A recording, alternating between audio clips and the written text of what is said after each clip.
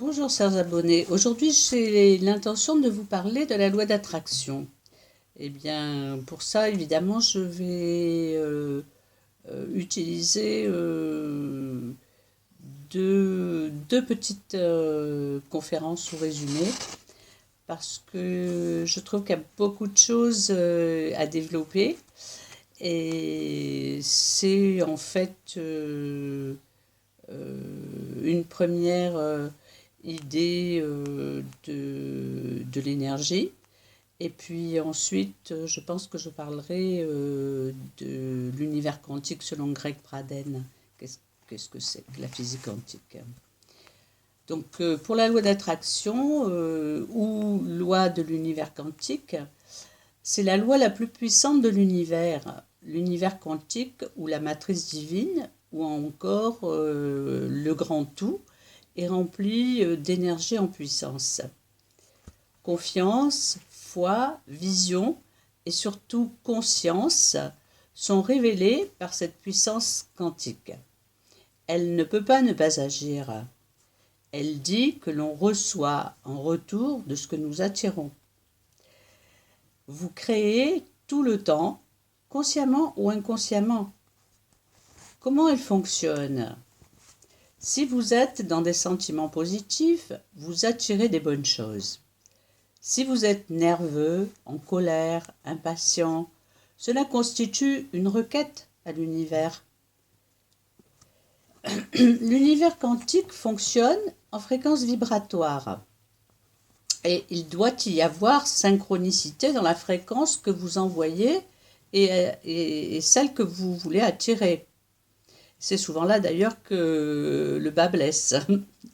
Et ça, je l'expliquerai au fur et à mesure, surtout dans la deuxième partie, puisque je donnerai des astuces pour découvrir comment être dans le juste de ce qu'on attire en fait, la vraie conscience de ce qu'on veut et de ce qu'on attire. L'univers va renvoyer la fréquence que vous envoyez par votre vibration. Pensée.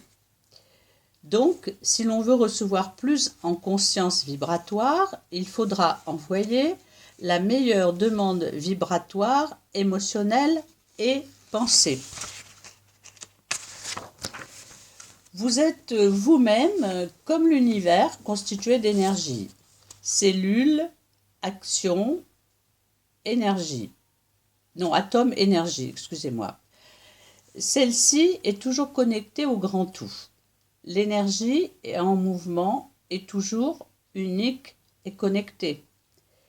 Connectée à Dieu, à la matrice divine, à l'énergie quantique, ça c'est selon ce que sont vos croyances actuelles, qui peuvent bien entendu changer. Le lien énergétique à cette matrice n'a pas de temps ou de distance.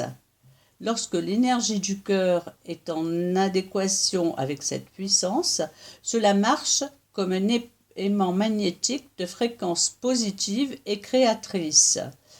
Et nous allons voir bien plus tard que l'énergie du cœur est bien plus importante, puisqu'elle est l'énergie qui relie le ciel et la terre.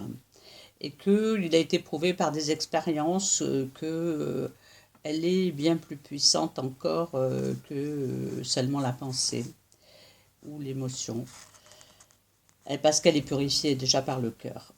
La cassette que nous déroulons face à l'univers est le résultat de nos pensées. Et la pensée est énergie et vibration, comme je vous l'ai déjà dit. Ce que nous sommes aujourd'hui est le résultat de nos pensées et vibrations d'autrefois.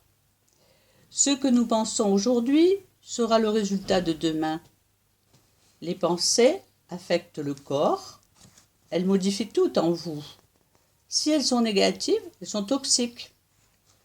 Vous êtes ce à quoi vous pensez. Si la cassette dans laquelle se trouve votre programme négatif, si la cassette se trouve dans un programme négatif, il se produira. De même, le programme de vos croyances, ainsi que le programme de peur, de doute, d'insatisfaction, les inscriptions du passé non éclairées sont aussi votre programme ou votre valise énergétique. Donc, pensées, sentiments, comportements, croyances négatives sont à reprogrammer après mise en lumière. Déplacez énergétiquement la cassette, car tout est énergie.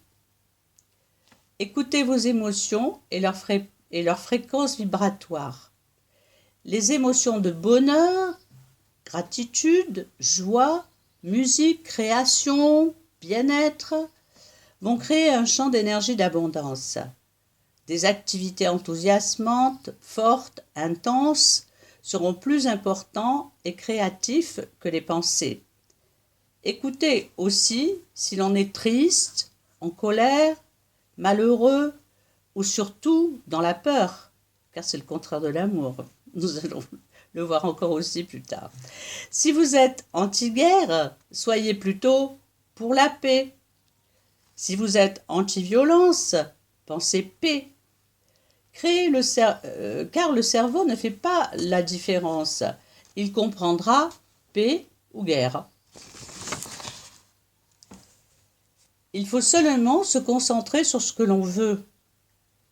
Exemple, si on ne veut pas être en retard, se penser être à l'heure, tout simplement. Si je ne peux pas, pensez je le fais.